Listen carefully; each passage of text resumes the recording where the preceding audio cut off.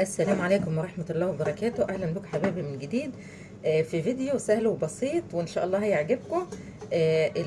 أنا هعمل النهاردة معاكم الجبنة الفلاحي القريش اللي على أصوله من غير أجزة ومن غير أي حاجة، طبيعية 100%، بطريقة سهلة خالص وإن شاء الله أي حد ممكن يعملها.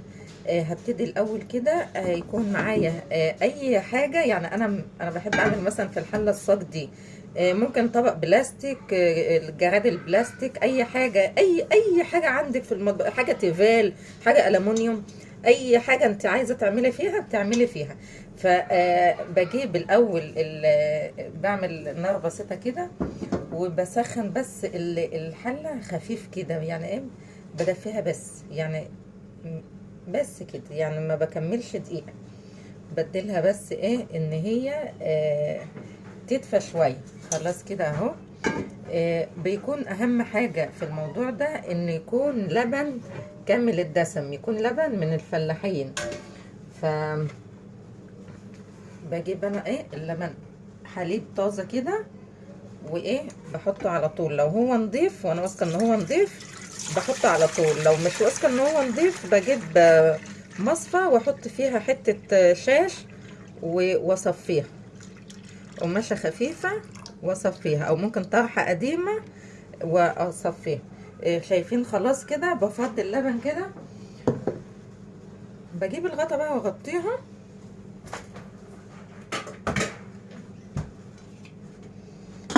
بغطيها كده وبعينها بقى فين؟ في فرن البوتاجاز. بولع فرن البوتاجاز دقيقة او دقيقتين بس قبل، يعني انا ولعته قبل ما افضي اللبن على طول، اوريهولكوا دلوقتي.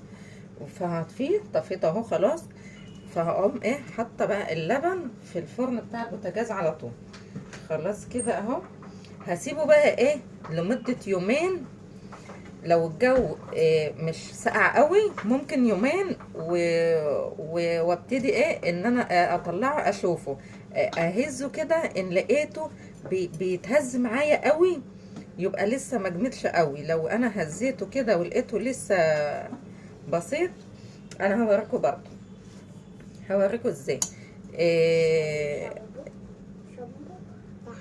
بسيب اللبن يومين، من يومين ل4 ايام لو الجو برد قوي. دول 4 كيلو لبن. الكيلو اللبن اصلا عموما لو هو دسم وحلو بيجيب 100 جرام قشطه، بيجيب 100 جرام قشطه.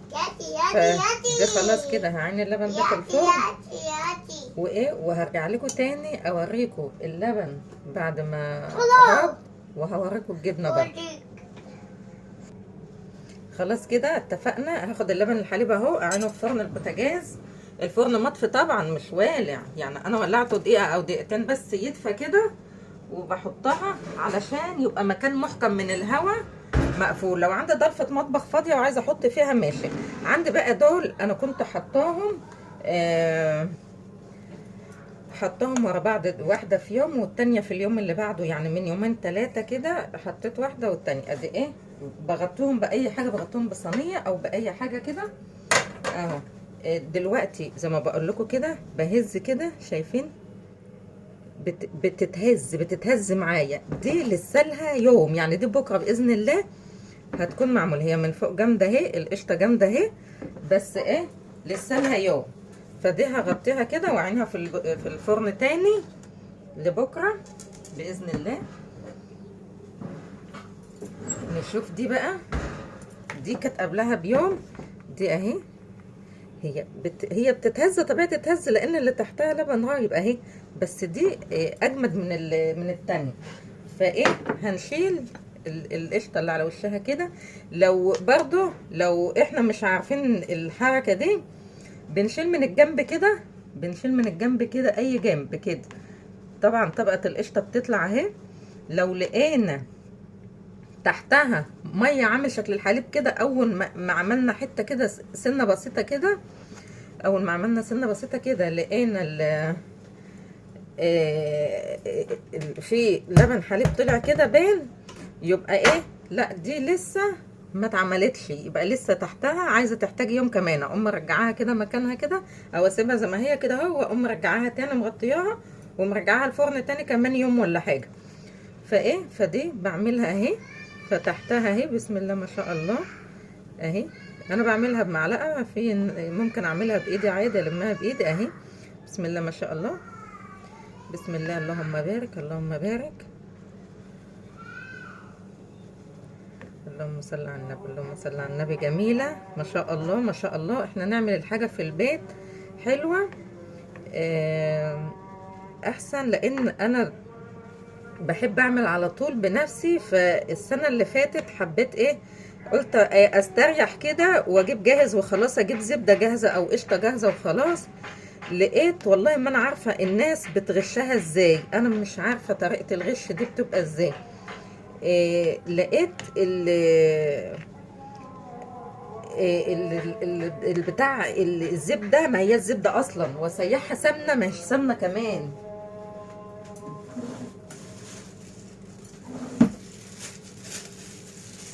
ممكن اجيب كيس بقى تلاجة كده واحط فيه على طول، وممكن اجيب طبق واحط فيه لو انا عايزه ايه، عايزاها للاكل. لكن انا عندي دلوقتي انا بلمها في اكياس كده وعينها في الفريزر. يعني هلم ده النهارده وبتاعت بكره هلمها بكره باذن الله، وكل يوم هلم كده ايه وعينه اكياس في الفريزر.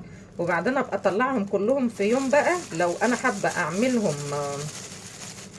زبده اطلعهم بقى في يوم. وممكن بالمضرب بقى، المضرب الكهرباء، مضرب البيض، واعملهم. يا اما اسيحها قشطه على طول كده. يعني انا لو عايزه، لو انت عايزه ملوحه كتير اللي هي المرته، سيحها قشطه كده، حطيها، حط القشطه ده اهي. يعني ممكن اشيل القشطه دي على طول دلوقتي في حله وهدي عليها النار واحط عليها معلقه ملح واسيبها تتعمل ايه، اللي هي الملوحه المرته. اسيبها تتعمل، هتطلع السمنه فوق والمرته تحت، توطي عليها بقى ايه، بسيبها ساعه ولا حاجه او اكتر من ساعه على نار هاديه. واطفي عليها بقى لما الاقي المرته اللي في الارضيه. بس بقلب باستمرار، رايحه جايه بقلب فيها، بهدي عليها خالص.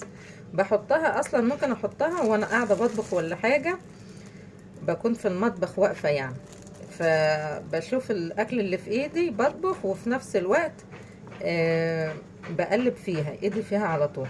انا بشيل الطبقه برضو اللي فوق ده اهي، دي طبقه قشطه برضو تحت اهي. خلاص كده عرفنا القشطه اهي.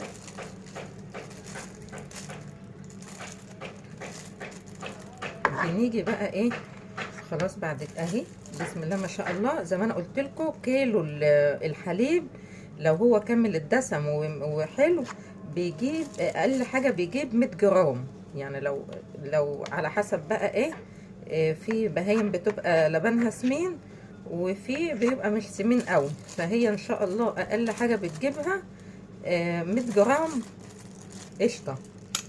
خلاص كده بسم الله ما شاء الله اهو. ده اللي طلع، دول 4 كيلو. ممكن نشوف دول نوزنهم برضو، هوزنهم اهو وارجع لكم. بسم الله ما شاء الله جابت لي 400 جرام. بعمله كده بقى، بطلع الهواء منه واربطه واعينه في الفريزر لغايه اما الم الكميه. ده يقعد عندي سنه واتنين وتلاته في الفريزر زي ما هو كده اهو. بس كده ناكل منه لو عايزين. لو عايزين هو يتحط في التلاجة اسبوع او 2 في التلاجة، ما يقعدش في التلاجة كتير، عشان لو زاد في التلاجة طعمه بيبقى مر. فكده خلاص ده هعينه في الفريزر. اللبن بقى ده انا هوريكم هنعمل منه جبنة ازاي. دلوقتي انا هحط دي في جنب، هوريكم انا بعمل الجبنه ازاي. بس الاول انا عامله جبنه اهي، هوريها لكم الاول قبل ما ايه، لان هشيلها وافضي دي مكانها هوريكم بتتعمل ازاي. دي حصيره للجبنه مخصوص. الحصيره دي بتتباع في اي سوق. يعني انا كنت عامله، انا حاطه الجبنه دي من بالليل انا حاطه اللبن ده اللي في الحصيره دول 8 كيلو 4 و4. يعني انا كنت عامله 4 مع بعض و4 مع بعض.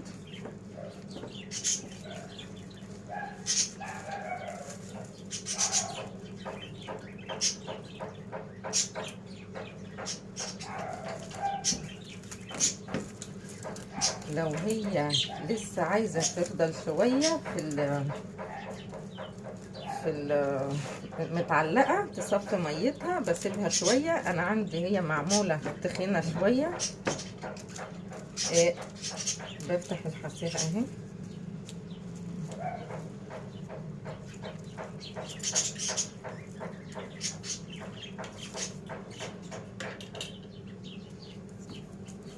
بفتح الحصيره كده. في عندي بيبقى قماشه، دي قماشه من بتاعه ستاير، قماشه شيفون اهي. ببقى فرداها، لازم افرد قماشه خفيفه كده، ممكن طرحه خفيفه او حاجه خفيفه في ارضيه الحصيره كده الاول. في ناس بتحط اللبن على طول في الحصيره، بس ممكن اللبن يدخل من بينها كده ويعمل عفونه او كده بعدين. لكن دي انا بحط دي علشان خرطه الجبنه تبقى بتاعتي ناعمه وحلوه وما تتبهدلش كده اهو. لو انا شايفه ان هي دي كانت تخينه زياده عن اللزوم،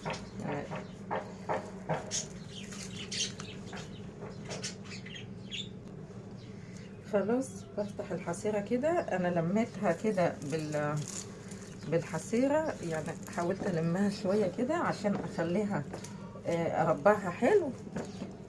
وبفردها كده بقى اهو.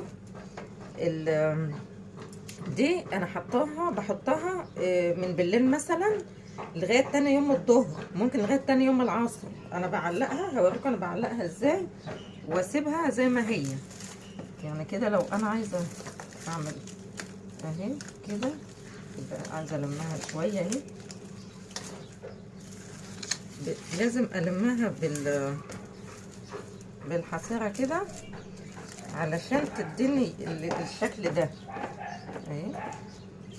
لو هي فيها ميه، انا شايفه ان هي طريه مش عارفه اقطعها، بسيبها. يعني هي دي طريه بسيط كده، حاجه بسيطه. ببتدي ان انا اجي اقطعها بقى كده ايه، يعني على حسب الحجم اللي انا عايزاه بقطعها كده. ممكن اجيب دي كده خلاص. بقطعها كده، بقطعها زي ما انا عايزه كده، المقاس اللي انا عايزاه بقطعها كلها كده اهو. ممكن اعملها ارفع من كده. هي كده كده لما بتحط عليها الملح بتخس.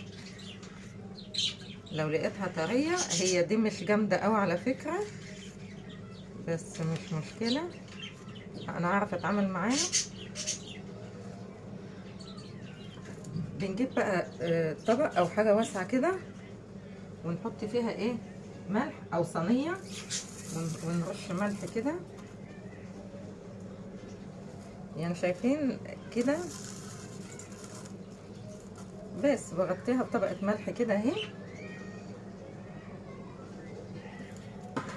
وابتدي اشيل بقى، ارفع بدي كده. لو هي مش هتطلع معايا ممكن ارفعها بالسكينه. هي اول واحده دي بتبقى البوز ما بتبقاش سليمه كده.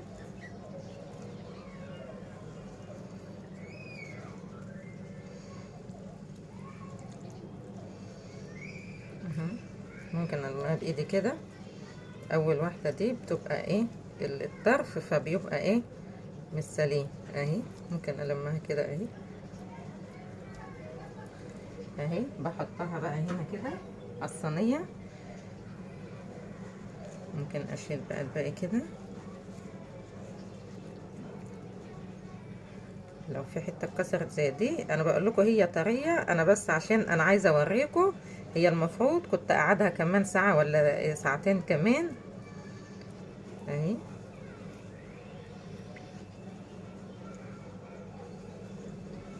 بعمل المقاسات اللي انا عايزاها اهي.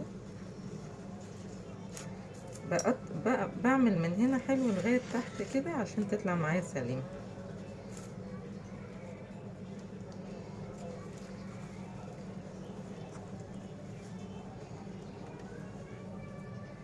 اهي.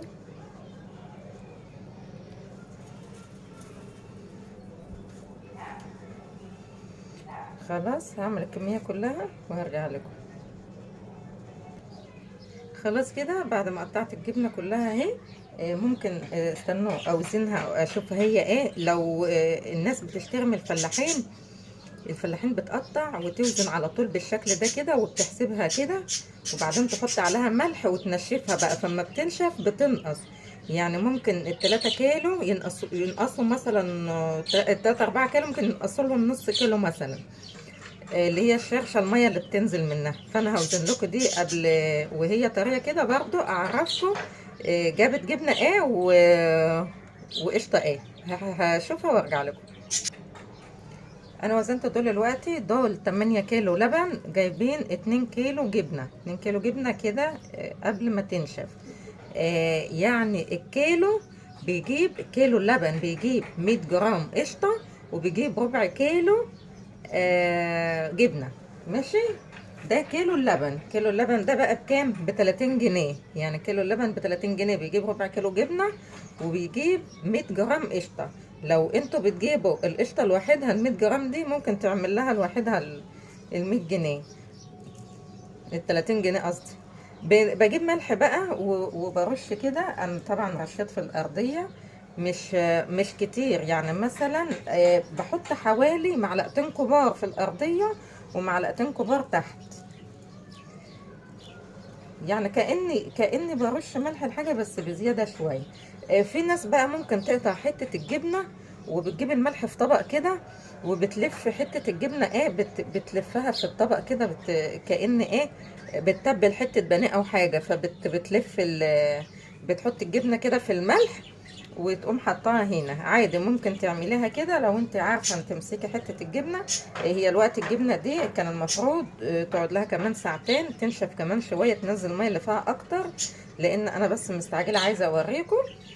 فهي كده اهي خلاص. بحط لها ملح بقى علشان هي طريه شويه، بحط لها ملح كتير شويه. فزي ما قلت لكم كده ال2 كيلو دول حطيت عليهم حوالي معلقتين كبار ملح من فوق ومعلقتين كبار من تحت. خلاص كده هسيبها بقى لبكره. يعني انا دلوقتي هسيبها بقى في فرن البوتاجاز برضو جنب اللبن. لما ايه بتنشف بقى بتجمد اكتر من كده، وبتنزل الميه في ارضيه الطبق. الميه دي طبعا برميها ما بحتاجهاش، اللي هي الشرشه دي. والجبنه باخدها بقى، ان كنت هحطها في المش بحطها في المش، ان كنت هحطها في لبن بجيب لبن. يعني دول ال2 كيلو دول ممكن ياخدوا لهم كيلو لبن او كيلو ونص لبن. بحط عليهم معلقتين 3 ملح وادوبهم حلو، وارص فيها الجبنه دي في قلب اللبن ده. او لبن زي ما تاخد، يعني تاخد لها مثلا من كيلو ل2 كيلو لبن الشويه دول. بعملها في ملح واحطها في حاجه بلاستيك، علبه بلاستيك، جردل، اي حاجه.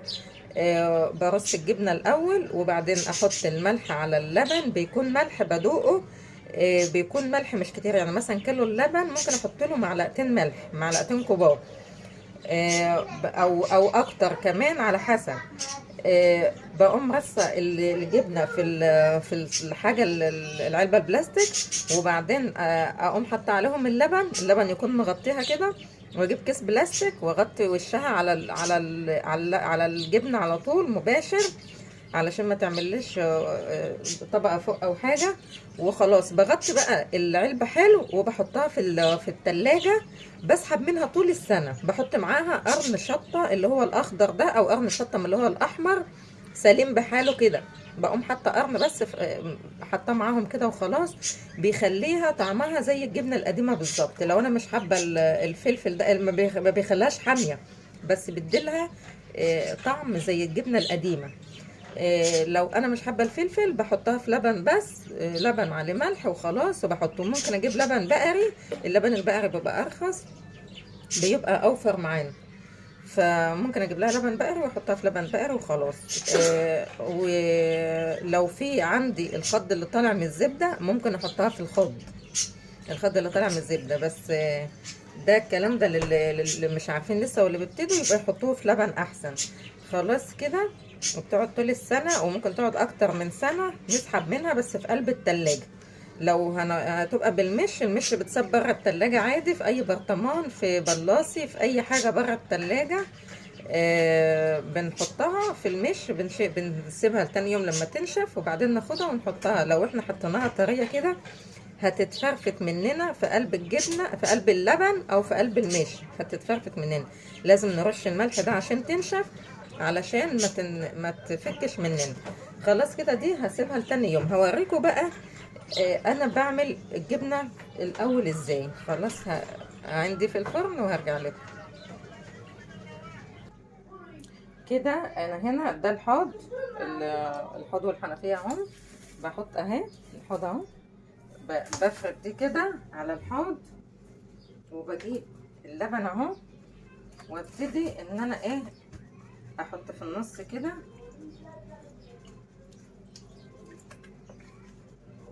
بوزعها كده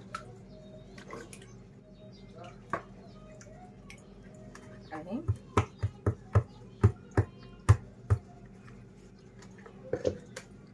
زي ما انتم شايفين كده.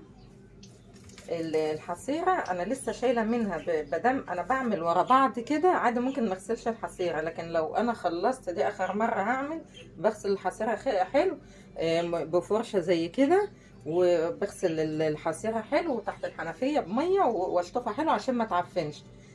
خلاص كده انا بوزع اللبن. دول 4 كيلو حلوين قوي. التانيين اللي انا قطعتهم دلوقتي كانوا تخان، لان كانوا 8 كيلو، كانوا كتير على الحصيره. فايه بعمل كده، بعمل حساب ان دول بعملهم كتير كده عشان هم هيخسوا، هيقلوا. بمسك بقى، شايفين انا جايبه حته حبل معلقاه في المطبقيه اهو. بجيب بقى دي كده، بمسك الحصيره لها ايد هنا اهي، ولها ايد الناحيه التانيه اهي. فبمسك كده، برفع القماشه كده اهي اهي، بمسك كده المهم على بعض كده اهو، والقماشه بره اهي، ما اسيبش القماشه جوه تدخل في قلب الجبنه اهي. بمسك بقى من هنا كده، بمسك بقى من الايدين اهي، اجيب الجزء الايدين كده، الايد دي على الايد دي، بمسك دول كده، برفعهم في جنب كده مثلا عشان الجبنه ما تقعش من الزاويه هنا والزاويه هنا اهي اهي. بمسك بقى علشان يعني ما اعطلش، ويبقى المطبخ اغسل مواعيني واعمل كل حاجه في الحوض عادي اهو. برفع بقى الحصيره كده لفوق، واربط بقى الحل ده اهو،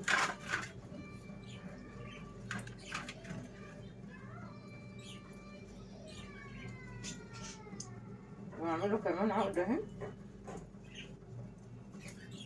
امسك بقى كده واسيبها بالراحه واحده واحده اهي اهي. لقيتها بتميل عن جنب، فبميل كده، بحرك شويه كده اهو. لو هي شايفين هي بتنزل ميه اهي، لو هي بتنزل في حاجه هنا ممكن احط اطباق هنا تحت كده. بحط طبق هنا وطبق هنا عشان لو هي